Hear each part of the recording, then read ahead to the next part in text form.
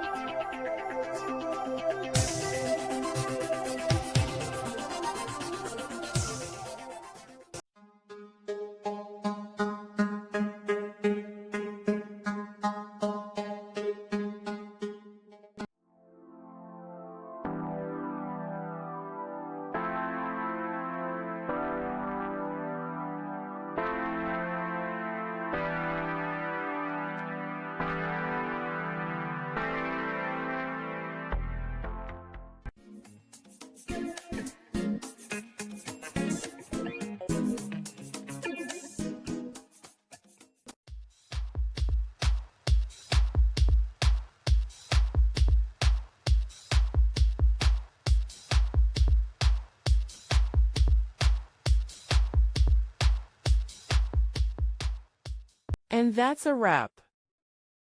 I hope you found the answer you were looking for. If you did, take a second to hit that subscribe button. It really helps out. And let me know in the comments which solution worked best for you. See you next time in the debug zone.